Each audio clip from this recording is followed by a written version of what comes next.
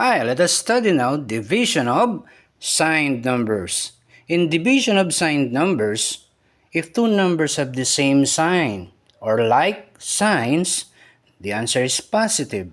If two numbers have different signs or unlike signs, the answer is negative.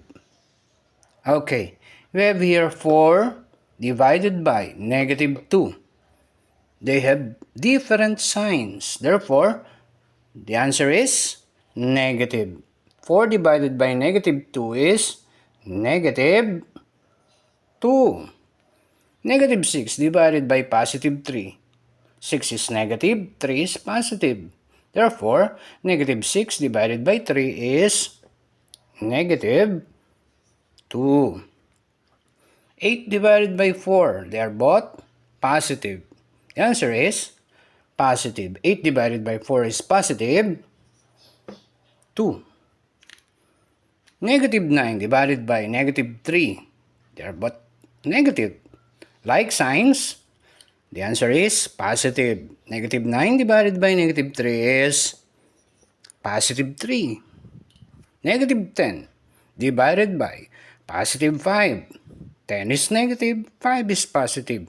Therefore, the answer will be negative 2. Negative 12 divided by negative 3. They are both negative. The answer is positive 4. Did you get it? Thank you. Let us continue with division of signed numbers. In division of signed numbers, like signs, the answer is positive. Unlike signs, the answer is negative. We have here 12 divided by negative 2. 12 is positive, 2 is negative. Therefore, 12 divided by negative 2 is negative 6. We have here negative 4 divided by negative 2. They are both negative. Like signs, the answer is positive. That is positive 2. Okay?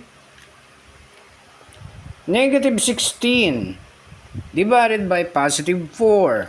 Unlike signs, then we have negative 4. Positive 12 divided by positive 3. They are both positive. Like signs, the answer is positive. That is positive 4.